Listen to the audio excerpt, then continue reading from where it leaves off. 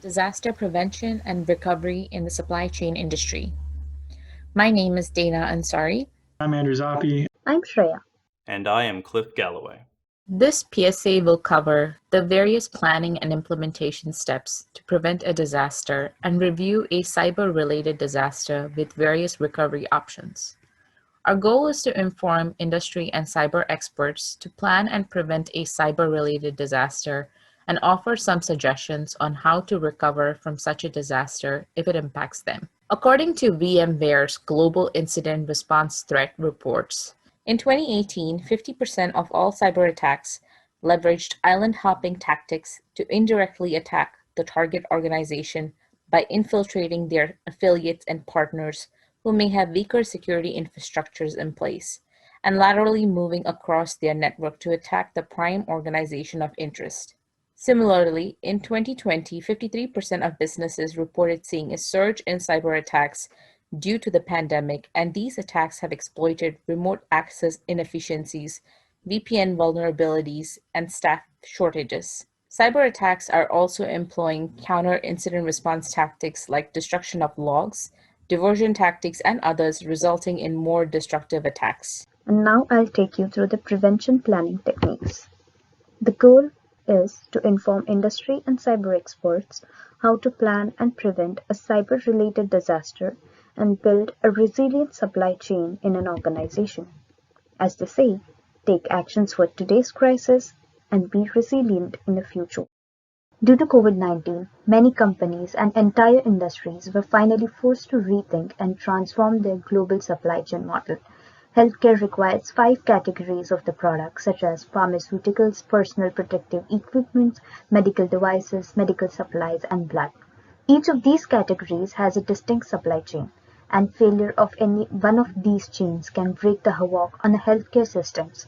Throughout the pandemic, the cybercriminals have taken the advantage of new opportunities and have been attacking hospitals, clinics, UPS, and other businesses and on the front line against COVID-19. The black swan events are highly unlikely to happen, but would have a severe consequences if they did. As a typical black swan event, COVID-19 took the world by complete surprise. Hence, it is now important to adopt for an effective prevention planning technique. During the black swan events like coronavirus, a clear understanding of risk can help the organization establish their right plan in the face of unexpected. Here are some prevention planning techniques. First, by creating the contingency plan. Start with the scenario planning strategies for different demand environments. Second, by mitigating the supply shock. Work closely with existing suppliers while diversifying the supply base. Third, managing demand volatility. Managing the panic buying situations while taking on a responsible retailer role. Fourth, making the work safe. Invest in protective gears for supply chain workers and communicate via apps to manage time, availability, and safety. Fifth, follow the CDC guidelines and update policies and procedures accordingly. Here are some of the key pillars which will help companies to build a resilient supply chain. Conducting end-to-end supply chain management and prioritize critical forces areas. Develop a robust risk management process and diversify supply network. Implement digital and automated manufacturing capabilities paired with strong manufacturing excellence. Evaluate and adjust procurement category strategic priorities. Invest in more collaborative and agile planning and fulfillment capabilities. Now let's look at some steps that organizations can consider implementing to prevent a disaster. This includes conducting a risk assessment and evaluating the threats posed by third parties, providing training and education to staff to raise their cybersecurity awareness, limiting access to sensitive data and users' ability to install shadow IT, developing SLAs with specific security assurances and appropriate termination clauses, investing in tools that offer automated threat forensics and malware protection, and always having appropriate backup systems in place to handle the likelihood of a disaster. Let's look at the evolution of disaster recovery over the years.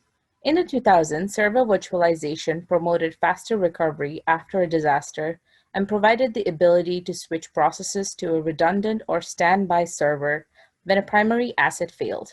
By 2010, cloud computing provided scalability and high availability, and it minimized the cost associated with having a secondary storage facility and additional refreshes necessary on those storage systems. Disaster recovery as a service was gaining popularity, and this involved a third party hosting and managing the infrastructure used for a disaster recovery.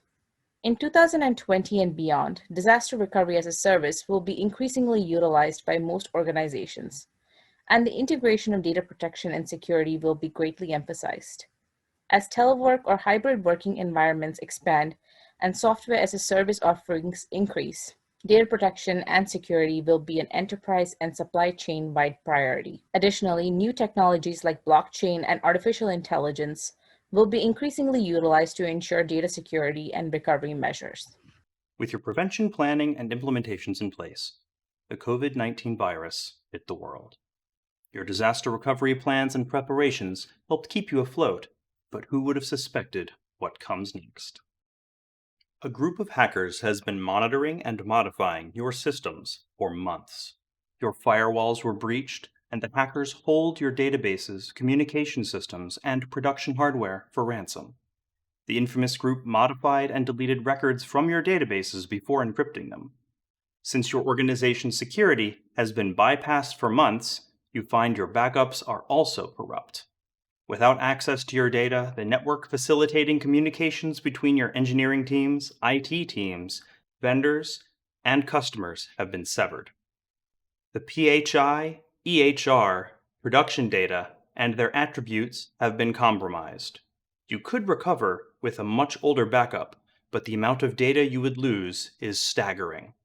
To make matters worse, your network-accessible production hardware that ordinarily provides you with live statuses and trends are written with custom firmware, resulting in critical system failure at the physical level.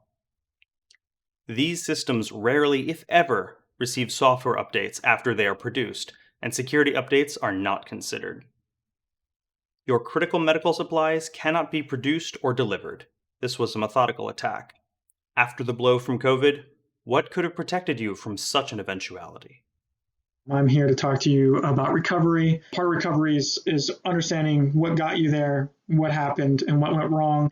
Sometimes it can be referred to as an after actions report. It just pretty much goes over the entire disaster event and the entire process, and to see where your company has pitfalls, what you could do better, and how you can work with management to do so. Recovery without blockchain is the traditional method. It goes to an on-site backup server, all your data is there. It's either encrypted, and then you can as well push it to off-site. You have a plan, you go through your 8 steps, and you make sure that your recovery goes according to plan. If not, you make changes, and it's kind of tedious and can take time. You have time objectives to meet and things like that. Recovery with blockchain is pretty simple because blockchain relies on high available peers. It has 4 attributes. There's consensus, replication, immutability, and security. That's because everything is never deleted and it's always shared, so you can trust the source with high available peers within the same or multiple regions. This is all completely automated. Anti-infamity ensures that blockchain components of the same type of organization are deployed across different worker nodes. Again, those high available peers, by adding redundancy across your blockchain network, you can avoid failures or downtime. Because you have high available peers, you don't have much downtime. Right now, as blockchain is, things cannot be deleted. So since things cannot be deleted or maintained, it violates the HIPAA standards. Going forward, there's some promising use cases where they're going to assign an index history with a patient's unique identifier that has an encrypted link to a patient's health record. By doing this, it will follow the HIPAA standard, and it'll allow patients to be able to manage their data without deleting it, but manage what is being shared, so it still will be HIPAA compliant. It's still something that's going on into the future. This will change the way recoveries are, because it's still something to think about how recovery is going to happen when customers can control what data can be shared or not shared.